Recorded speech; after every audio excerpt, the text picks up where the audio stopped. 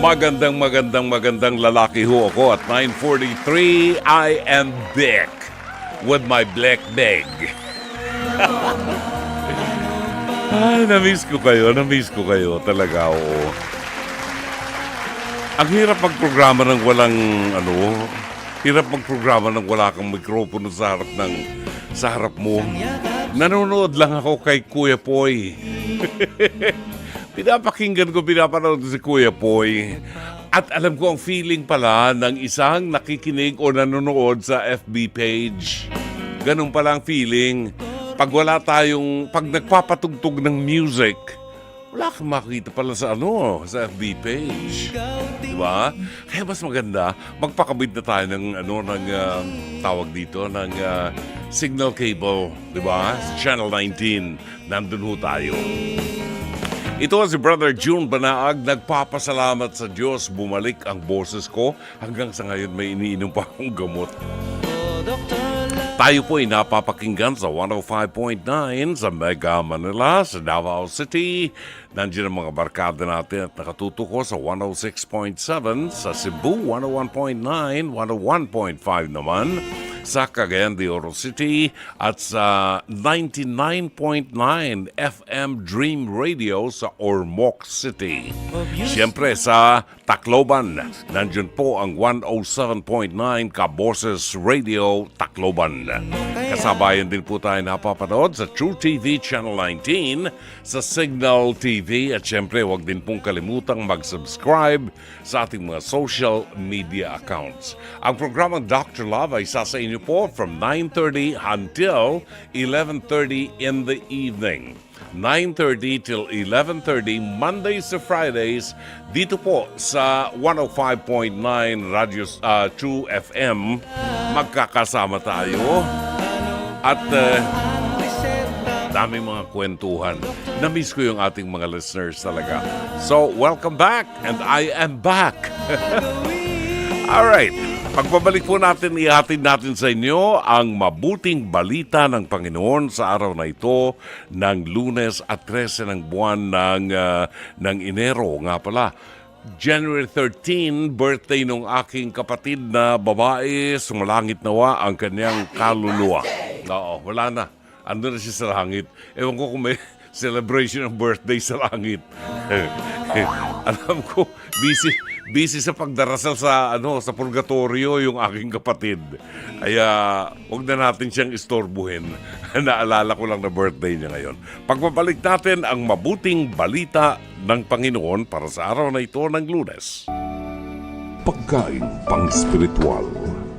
Mga salita ng Diyos na nag-iiwan ng pag-asa, kapanatagan at kapayapaan. Pagkain pang-spiritual. Hango sa bagong tipan ng banal na aklat. Pagkain pang-spiritual. Narito ang ating pagkain pang-spiritual sa araw na ito ng Lunes at 13 ng buwan ng Enero. Ang mabuting balita ay matatagpuan sa unang kabanata ng Ebanghelyo ayon kay San Marcos, talata 14 hanggang 20. Pagkatapos dakpin si Juan, si Jesus ay nagtungo sa Galilea at ipinangaral ang mabuting balita ng Diyos. Dumating na ang taktang panahon at malapit na ang paghahari ng Diyos. Pagsisihan ninyo talikdan ang inyong mga kasalanan at maniwala kayo sa mabuting balita. Samantalang naglalakad si Jesus sa tabi ng lawa ng Galilea, nakita niya magkapatid na Simon at Andres na naghahagis ng lambat. Sila'y mga mangingisda. Sinabi ni Jesus, "Sumama kayo sa akin at kayo gagawin kong mamamalakaya ng tao." Pagdakay, iniwan nila ang kanilang lambat at sumunod sa kanya. Nagpatuloy siya ng paglakad at sa di kalayuan ay nakita niya ang magkapatid na Santiago at Juan, mga anak ni Zebedeo. Sila'y nasa kanilang bangka at naghahayuma ng mga lambat. Tinawag din sila ni Jesus at sumunod naman sa kanya. Iniwan nila ang bangka sa bangka ang kanilang ama kasama ang mga taong upahan. Kapatid, pagnilayan lang natin sandali ang mabuting balita. Ito'y tumatalakay sang-ayon kay San Marcos sa pagtawag ng Panginoon sa kanyang mga apostol, mga disipulo at mga tagasunod. Sa mga taong magtitiwala sa Kanya, sa mga taong mananampalataya sa Kanya at magiging bahagi ng Kanyang bisyon ng pagkakalat ng mabuting balita.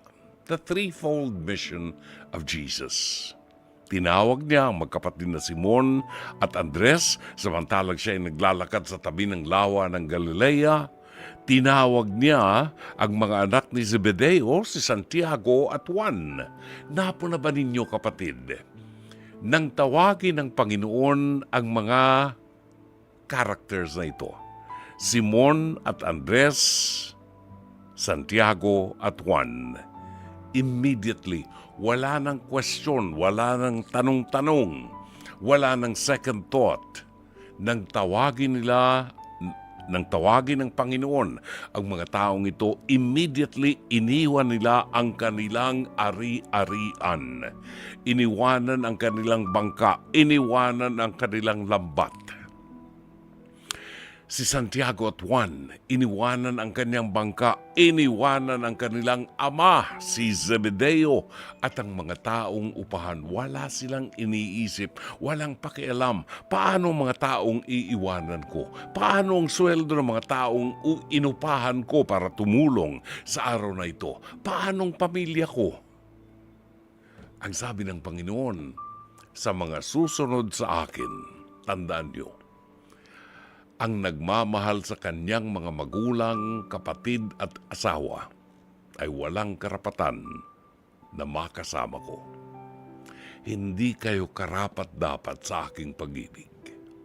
Kapatid, nagtatawag ang Panginoon. Paano ang itutugon natin sa Kanya? Iisipin ba natin ang ating ari-arian, ang mga ipinundar nating magagarang mga kotse at mga bahay, ang ating mga mahal sa buhay? Gaano natin ipagkakatiwala ang lahat sa Panginoon? Ito ang mabuting balita ng Panginoon. Pagkain pang-spiritual. Mga salita ng Diyos na nag-iiwan ng pag-asa, kapanatagan at kapayapaan. Pagkain pang-spiritual. Hango sa bagong tipan ng banal na aklat. Pagkain pang-spiritual.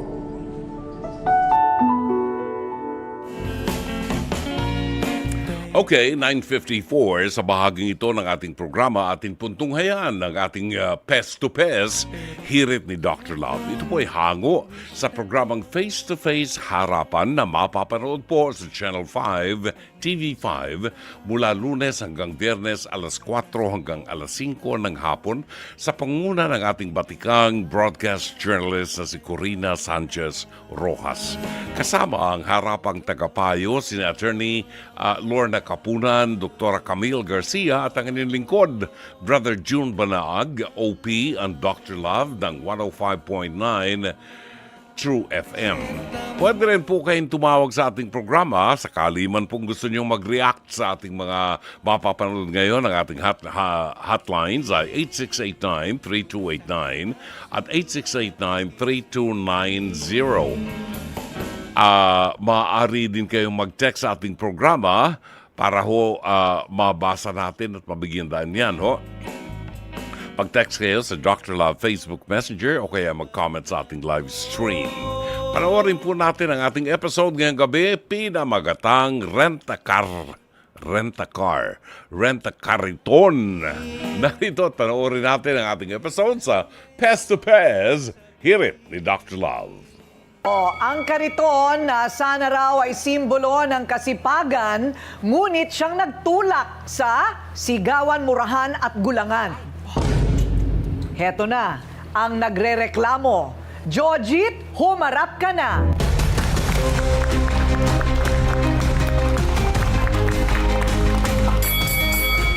Okay, ikaw nga ang magkwento ng punot dulo. Alam mo, hindi ko alam yun na nirerentahan pala ang kariton. Opo. May ganun pala, no? So ano ang problema, Jojit? Nirentahan ko po yung sa kanya yung kariton niya.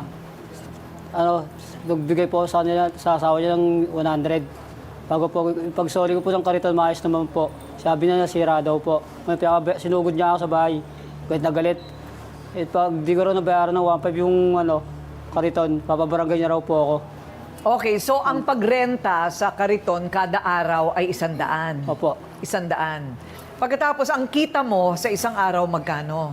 Ano lang po, minsan po napupunta lang po sa paggamot lang po ng papa ko. Stroke po kasi. Na-stroke yung papa mo, Opo. kaya napupunta doon. Opo. Magkano nga sa isang araw? Papakiyawin ko po yung panambak ng 1.5. Mga 1.5 Opo. sa isang araw. O talaga mababayaran mo naman yung renta. Di O po, ang problema, di po- nasira. Hindi naman po, ma'am, nakasiraan yung ma'am eh. Ano ba yung sira? Yung bakal lang po, natanggal po yung welding ng bakal. Gulat na lang po, yung pinakita nila sa akin, karito na sira na po yung gulong. Hindi naman po nakasiraan yung ma'am eh. Okay. Ano ang katibayan mo na maayos siya nung sinoli mo? Yung lang po, yung kasama ko. May kasama ka na magsasabi na maayos mong binalik yung Opo, kariton. Anong nangyari nung sinugod ka? Yun po, pinaliwanag ko rin po sa kanya ma'am na di po sira yung sinoli po yung kariton. Okay, anong ginawa nga? Pinagmumura ka ba? Sinuntok ka ba? Hindi po, pinagmumura lang po ako. Bago sabi sa barangay raw po kami magayos. Sa barangay daw kayo mag-usap. Opo. Ayun. Ano yung hinala mo? Sige, ikaw magsabi. Ma'am, sa dami po ng umarkila sa kanya ng kariton, mali niyo po, yung pagsoli ko, may umarkila sa kanya. Yung ibang nakasira, ako po magbibintangan niya. Bakit ka naman pepersonalin? Ewan ko po sa kanya. Halos po kasi lahat ng kagulakan nasa kanya eh. Bakit? Bakit Minsan mo po naman kasi nasabi? nakuturata ko na palibasa po wala po akong magamit na kariton. Siya po minsan sinusulot niya kasi po siya may kariton eh. Siya gusto magakot. Nakutrato niya pa. Interesado siya doon sa na kumukuha sa'yo. Opo, ma'am. So sa pagrerenta-rentang ganyan, wala kayong kasulatan na in good condition, tinanggap mo. Ibinalik mo, in good condition, siya naman ang pipirma, walang ganon. Wala po, ma'am. Mali. Dapat may ganon. Kaya kita mo nangyayari ngayon. Kahit picture lang po, no, ate ko ring before and after. Correct. O may cellphone na tayo ngayon, picture-picture, di ba? Kailangan talaga ganon. Kung hindi, madalas sa ganyan. Meron palang ganon. Di ba, ate ko rin, di ba, minsan yung mga tao, di ba, tayo, pag umorder tayo online, pag binuksan mo yun, Kailangan, binibidyo mo dapat yes. Para meron kang ebidensya na, hindi, dumating dito si Ryan. Correct. Oo, tama. Tama. Kayo dapat ganun. Ayun. Magkano ba isang kariton? Nasa 2.5 po, ma'am. Mga 2.5? Ano yung pinapagawa? O may nagbebenta Yung talaga? nagbebenta po sa may sapote. May nagbebenta sa sapote. May ganun. Maganda rin palang pamigay ang kariton, ano? Tama. Kaya Di po, ba ma'am, pwedeng hanap buhay, Yes. ano? Lalo na ngayon kasi bakal ng iba. Dati kahoy madaling masira. Oo, ngayon may ganun na, may bakal. Ilan taon ka na? May pamilya ka na ba? Yung ulay po. Hiwalay, yung mga anak. Yung panganay ko pong lalaki nasa lola niya. Ilan taon na nga? 15 po. Tapos, Ako po yung anak kong dalaga, nasa Antique, sa pangalawa po, ilan taon na rin? 14. O at least mga ano na, nag-aaral ba? Opo. Oo, dapat mapag-aral mo yun. Naku, nagbibigay ka ba ng sustento? Ayun nga po, ilang tumutulong sa yung ano po inati ko lang po sa kanila magkapatid eh. Tapos bago po yung matitira, yung bibili po pinagdadag ko sa pang maintenance ng airpot ko. Maintenance ng tatay mo. Opo. Ngayon, pakinggan naman natin ang panig ng tinaguriang hari ng kariton sa kanilang lugar. Meron palang hari yun. May hari-hari pala yan. Ang inirereklamo dahil daw sa pang-aagrabyado. Victor, humarap ka na! Sinungaling yan! Sinungaling ka! Sinungaling ka! Bapa ka, sa'yo lahat ng trabaho. Sinungaling po yan, ma'am. Bakit? Sa akin Ano eh, sinasabi niya? na sinusulot mo pa. Hindi po totoo yun, ma'am. Sinasabi niya. Ano ba yung hindi totoo? Ano ba yung Na totoo? sinusulot ko po yung kanyang hanap buhay. Oh. Hindi po totoo yun. Pinahiram ko po yan ng kariton pinahiram ko po ng kariton, ma'am, kasi tinanong ko kung ano yung akutin niya. Ang sabi niya po, panambak. Di pinanesyon ko po. Sabi ko 100. Pag mga baso-basura lang na ma'am, kahit wala na pong bayad, okay lang sa akin yun ma'am. Lagi niya pong ginagawa yun. Yung time na yun ma'am, nung kinabukasan, nasira yung kariton. Siya lang po ang humiram. So, paano mo patutunayan na nung sinoli niya sa'yo, tinanggap mo naman ng maayos, sira? At siya ang nakasira? Ma'am, kasi ma'am, nung time na yun, nung gabi po na umuwi ako, hindi ko na-check up talaga yon. Pero tuwing umaga po, tinitignan ko po yon mga kariton ko, ma'am. Kasi kung dapat pong alam niyang sira, pagkuha niya pa lang, di ba ma'am, hindi na siya iikot. Di ba ma'am? Di ba ma'am? Tama yung ano ko. Tapos nung kinagabihan po, kinabukasan nun, chinik ko, sira na ma'am. Siya lang po sa kanya ko pinairam yung kariton na yun, ma'am. Totoo yun. Oo. Pero, yan na ngayon ang sinasabi namin sa kanyang problema. Dahil wala kayong kasulatan at yung tamang sistema ng pagpaparenta, pagre-release at pagtanggap ulit, hindi kulang yung sistema ninyo eh. Kailangan may nag-i-inspeksyon kung ano ang kalagayan ng kariton pagka yan ay isinoli sa inyo. Meron ka bang testigo? Meron po ma'am, nandito po yung ano ko ma'am. sa Ayun asawa ko, ma'am. na, ayun na. Ano sa palagay mo, Pastor? Ano sa palagay mo ang solusyon dito sa ganitong sitwasyon? So Victor and Jojit, kailangan maging tapat kayo sa isa't isa. Sabi sa Biblia, Kawikaan 12:22, namumuhi si Yahweh sa taong sinungaling, ngunit ang tapat ay ligaya niya at aliw.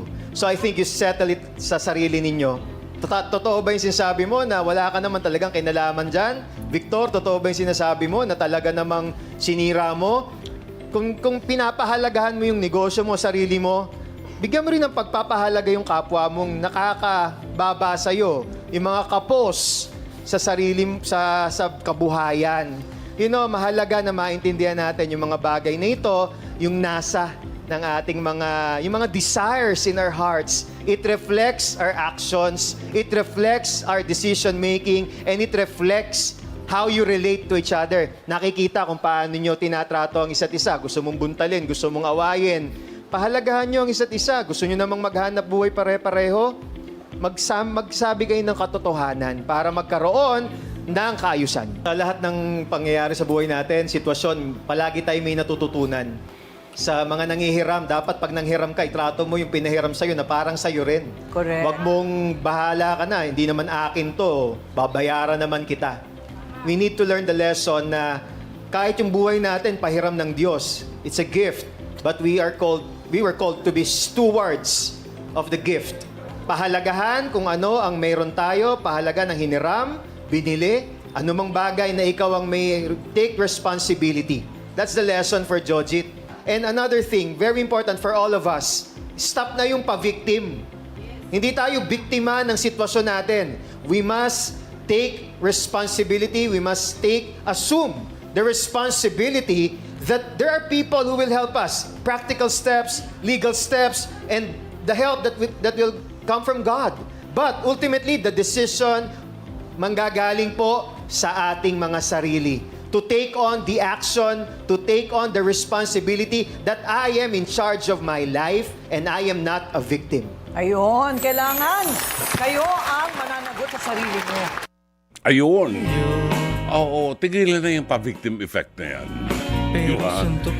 Nakasama niyo si Pastor, samantalang tayo'y wala. Balik ko ang programang Dr. Love. Oras natin, 10:05. Maraming salamat po, Ron. Gandang lalaki mo pa rin talaga. Oo. Iba talaga, Ronald, ano?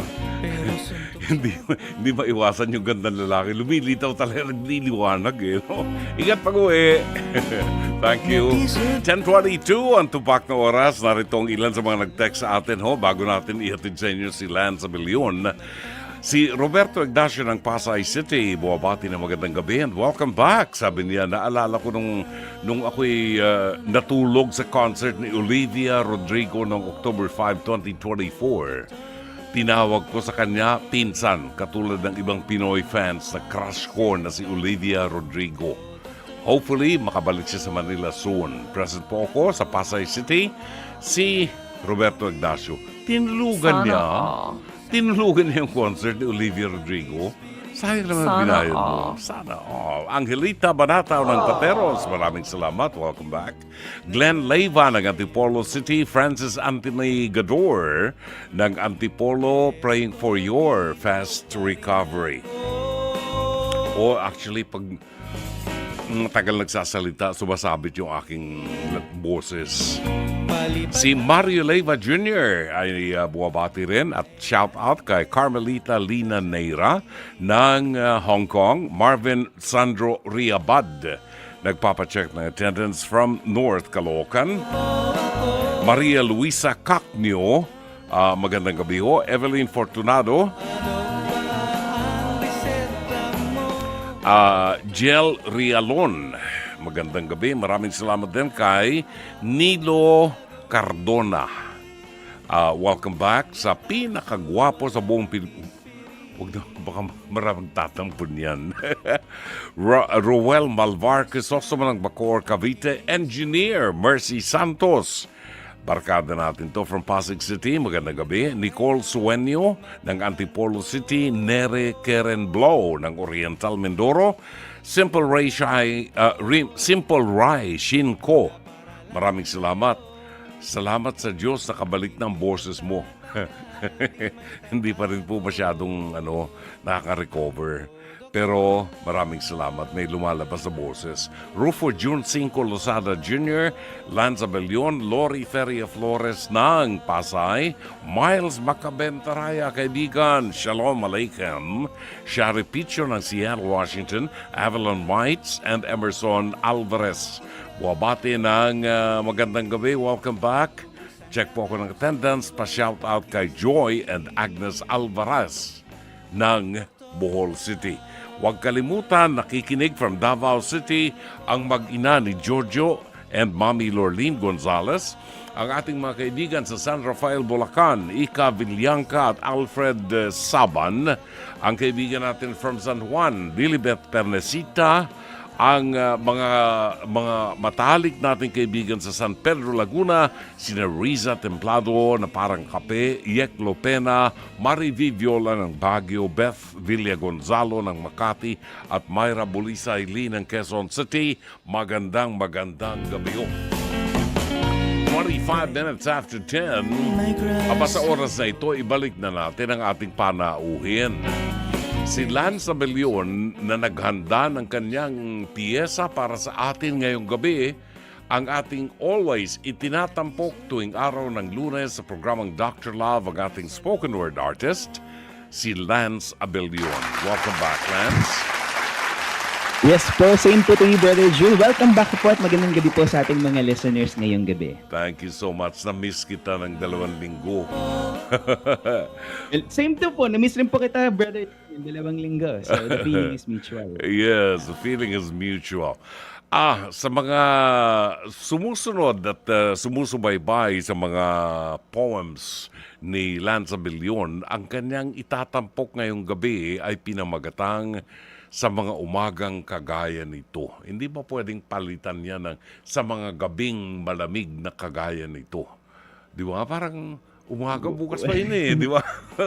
Pero, paano mo ginawa? Anong nagbigay sa'yo ng inspirasyon para gawin ang piyesang ito?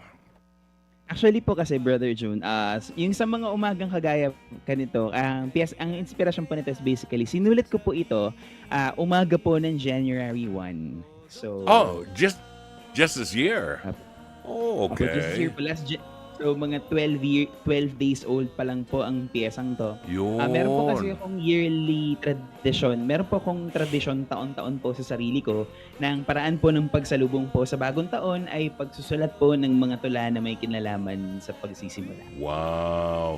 Sabi ni Rome, baka raw ito ay isinulat mo para kay Aling Lourdes dahil nagsisimula ang taon, di ba? Nagsisimula ang taon, sumisikat ang bagong umaga ng isang buong taon at ang nasa isip mo, ayun, napakabait na si Aling Lourdes na tagahanga mo.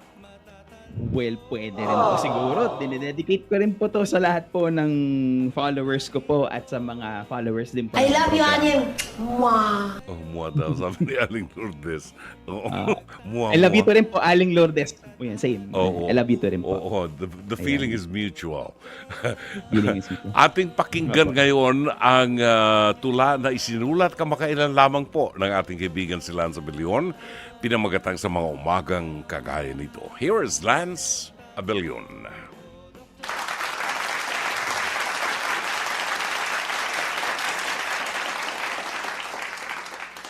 Sa mga umagang kagaya nito. Madalas natatagpuan ang sarili sa mga umagang kagaya nito. Mga umaga na sa pagsikat ng araw ay hinahagilap ang mga aral ng araw na nagdaan. Inaalala ang mga sandali na kung papaano ang ikinilos ng sarili. Kung papaano nakapagbitaw ng bawat pananalita. At sa mga umagang kagaya nito, na kapag may mga sandali na nakapagbigay ako ng yakap, pagtitimpi at pagtitiis sa kabila ng gumagalugad na pighati, ay pagpapasalamat sa may likha ang pagkakaroon ng pusong kayang magmahal at umunawa.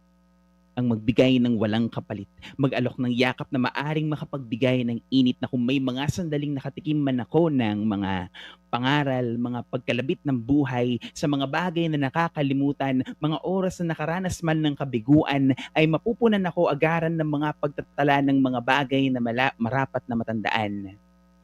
Itatago sa isipan, kukupkupin sa mga palad, gagamitin itong sandata at gabay sa patuloy na paglakad, patatawarin at papaalalahanan ang sarili kung naliligaw man, na may mga butil ng pagtitimpi at tiyaga sa bawat pagpiling ipanalangin ng mga nais, na iusal ang pagnanais na makausad sa ibig patunguhan.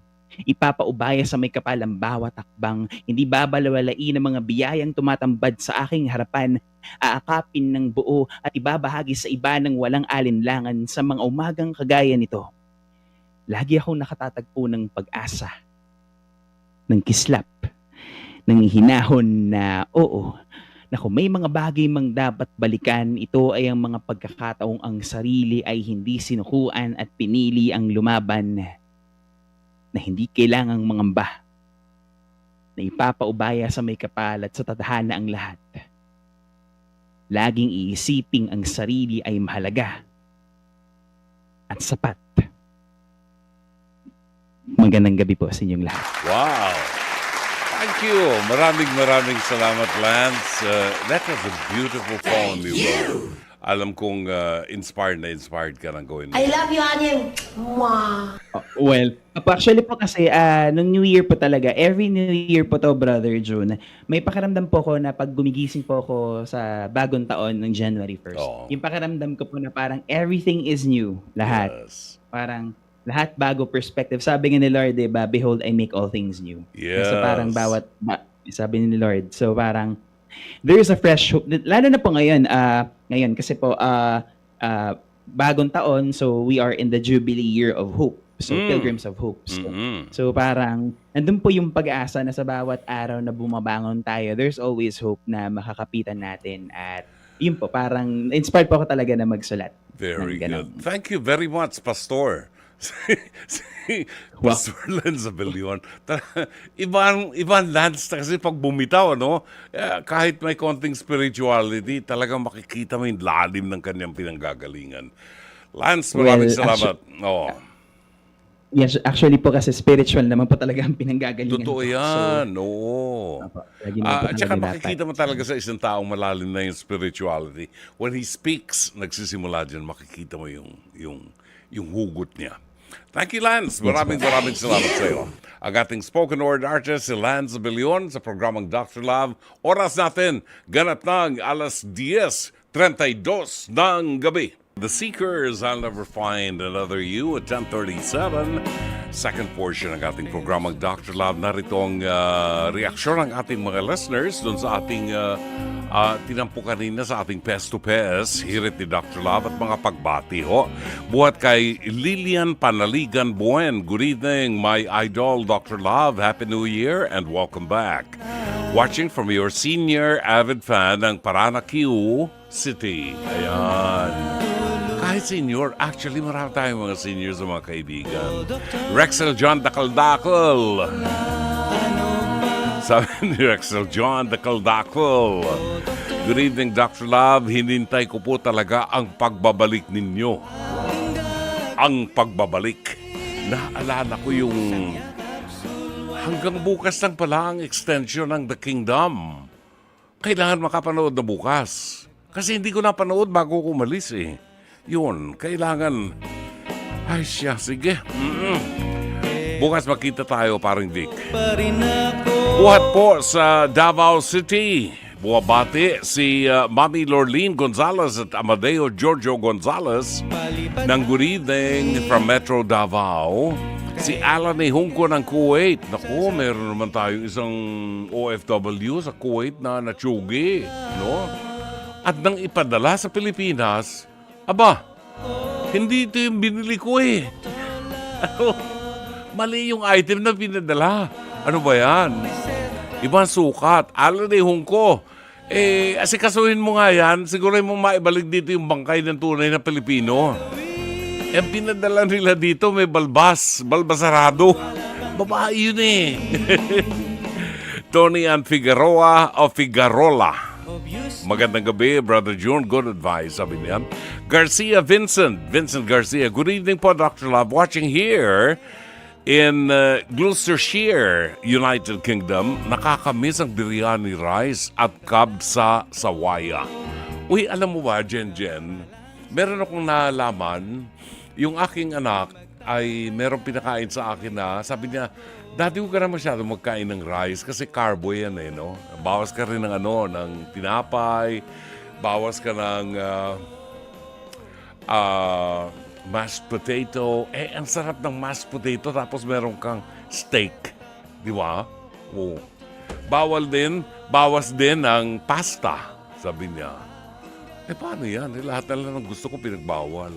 Pero pwede kang kumain ng mas gusto mong pinakamaraming kanin na gusto mong kainin na hindi ka nagkukonsume ng karbo. Ano yun? Sabi ko, meron bang kanin na walang karbo? Karbo nga yan. Meron, sabi niya. Hanapin mo sa Pilipinas, meron yan. It is made of mushroom. Oo. Hanapin mo, Jen, sa whatever, yung nabibilan sa internet. Made of mushroom at hindi niluluto ha. Yung magpakulo ka ng tubig, tapos yung rice, kung gaano karami yung tubig, gaano karami yung rice, pagsamahin mo yung rice at saka yung tubig, iwanan mo lang siya doon, maluluto na siya. Yon. Kung gusto mo, mainit na tubig, no? Kung gusto mo, 2 kilo nung rice na yun ang kainin mo, wala kang makukonsume na karbo. Pero ang lasang bigas. Oo, lasang kanin. Yun, papahanap ko nga. Nalimutan ko eh. Baka nanonood yung aking anak sa United Arab Emirates. Meron dyan. Yung sinasabi mo, meron daw dyan. Kaya medyo may kamahalan ng bahagya. Kung hindi ako nagkakamali, sabi ng anak ko, mga more than 200 pesos per kilo. Oo. More than 200 per kilo, pero umaalsa kasi eh. Oo, umaalsa. So it's worth it. It's worth it. Doon sa mga nakakabusog, maniwala ka sa akin. Oo, kung gaano kalakas kung kumain sa rice, ganong kalakas. Pero wala kang feeling of guilt na kumain ka ng karbo. Sa mga nagpapaliit ng tiyan kagaya natin, Mike Santillan, pakinggan mo, hanapin mo na yan sa Shopee. Ite-text ko yung anak ko. Alas 6 pa lang ng gabi doon, ite-text ko para malaman ko yung anong hahanapin natin. Good evening, Dr. Love, sabi ni Jenny Melioga at si Raxo Alida Padilla Oscar. Sus, Ginoo, pinahirapan pa ako. Oscar Padilla, buwabati ng good evening and welcome back. Thank you, Oscar. Herminia Nerja Martinez, good evening. Welcome back, Dr. Love. Maraming salamat po sa inyo. Pagbabalik natin, tunghayin natin ang isang napakagandang liham kasaysayan buhat kay Lucy ng Laguna. Napakaganda ng kanyang kasaysayan. Hindi ko alam kung paano ko i-address ang ganyang problema. Hindi ko alam kung ano ang sasabihin ko sa kanya. I was touched by her story because nag-guilty rin ako dun sa kanyang liham kasaysayan na yan. Pagbabalik po ng programang Dr. Love, oras natin, alas 10:43.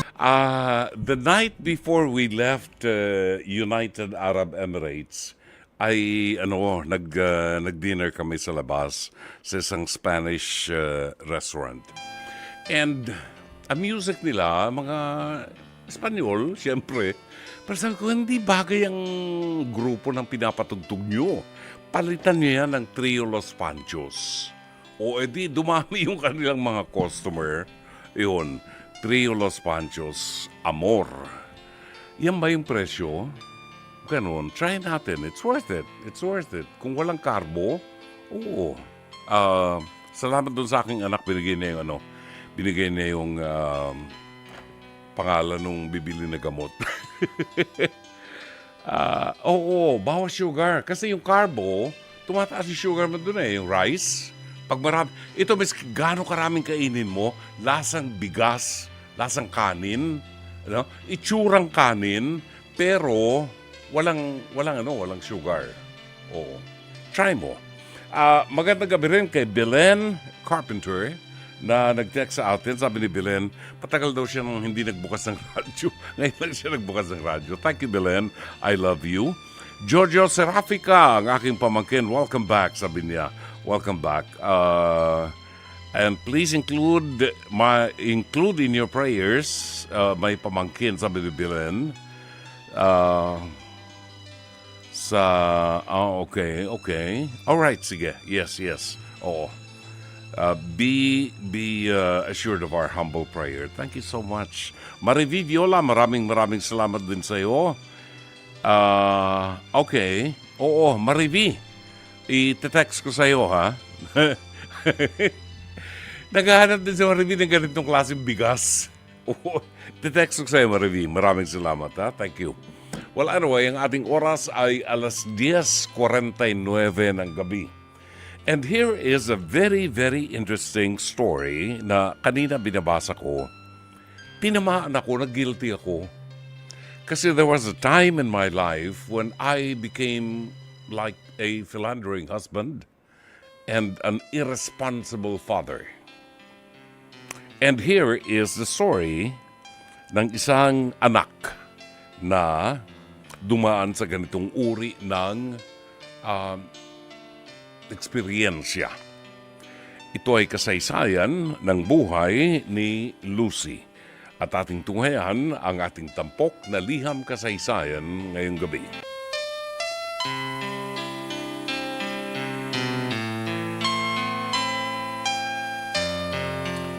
Dear Dr. Love, magandang gabi po.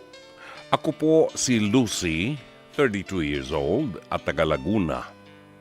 Single pa po ako at kasama pa rin po si Mama. Gusto ko po sanang idulog ang tampuhan namin ng aking mama, pero hayaan niyo muna pong sana ay maikwento ko kung paano siya bilang ina. Simula bata pa po ako, wala akong nakita kundi puros pagtitiis si Mama. Araw-araw po ang away nila ni Papa. Gabi-gabi ko po nakikita ang pag-iyak niya. Nung tumuntong ako sa high school, nagkaroon ako ng lakas ng loob na tanungin siya. Bakit sa kabila ng sinasapit niya kay Papa, nagtitiis pa rin siya? Ang sagot niya po sa akin, mahal niya raw po kasi ako. Ayaw niya raw pong lumaki akong walang buong pamilya. Gusto niya raw na may tumayo akong papa. Hanggang sa hindi na nagpaawat pa si Papa. Sumama na siya sa kanyang kabit at iniwan kami ni Mama. Nasaksihan ko naman ang gabi-gabing pagpupuyat ni Mama kaiiyak. Pero babangon pa rin ng napakaaga para kumayod para sa aming dalawa. At kahit pa napakahirap ng buhay namin, Dr. Love, si Mama never pinaramdam sa akin na kaawa-awa kami at never niya akong hinayaang magutom.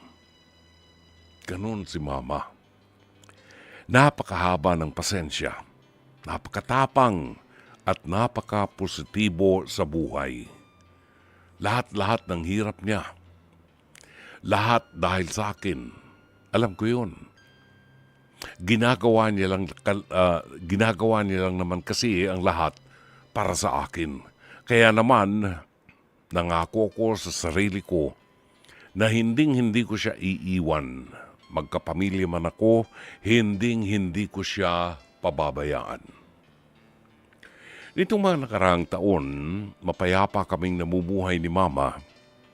Masaya, lalo nang mapagtapos na niya ako ng pag-aaral.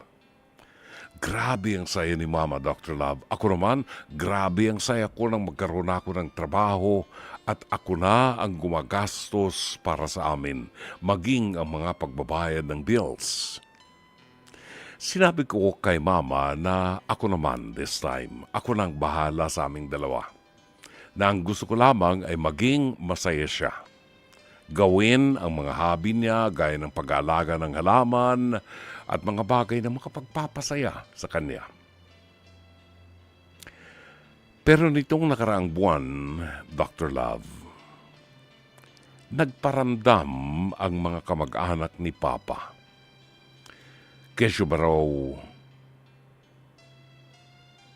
ayaw ba raw naming kamustahin ang Papa ko? Sa totoo lamang, wala akong pakialam. Kung tutuusin nga, gusto ko pa silang sagutin. Sila ba nangamusta ba sa amin nung iniwan kami ni Papa? Si Papa ba, kinumusta kami kung may makakain ba kami nung iniwan niya kami para sumama siya sa bago niyang babae, sa kanyang krida?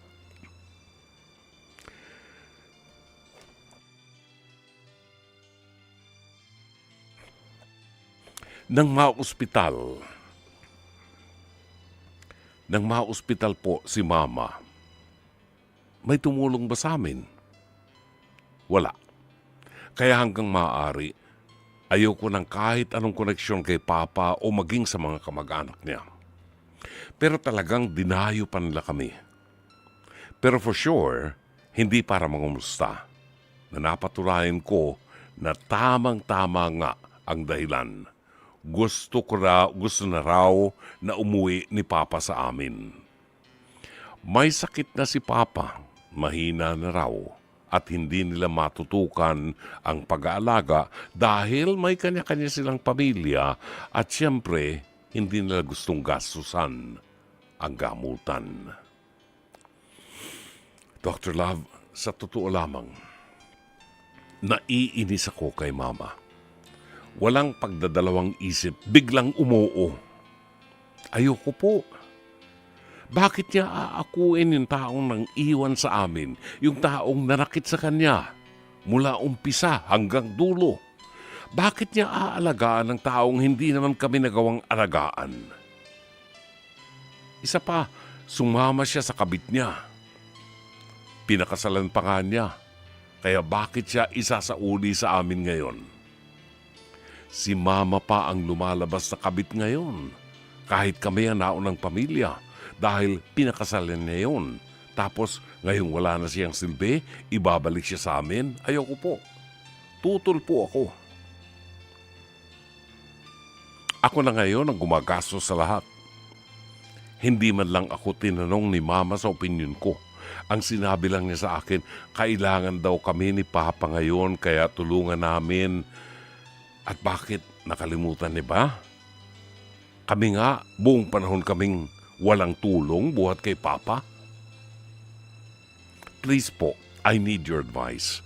Ayokong magkagap kami ni Mama, pero ayoko ring makasama si Papa. Ayokong ibigay sa kanya ang ipinagkait niya sa amin. Ano po ang dapat kong gawin? Kumagalang, Lucy. Hanggang dito na lamang po. Sana po ay naging makabuluhan at makulay ang 2 oras ng ating pagtatanghal. Ang sarap bumalik sa radyo, di ba? Katapos ng 2 linggong bakasyon. Babalik po kami bukas ng gabi alas 9:30 hanggang alas 11:30. Dito rin po sa 105.9 True FM sa programang Dr. Love Radio Show.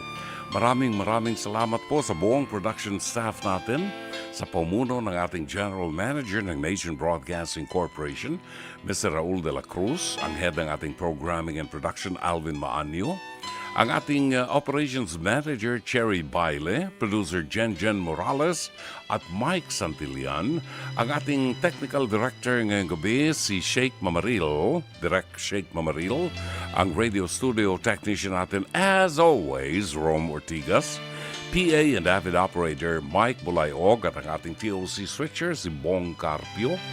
Ito po naman ang inyong lingkod, Brother June Banag. Hanggang bukas muli, magandang gabi. Maraming salamat. Shalom Aleichem.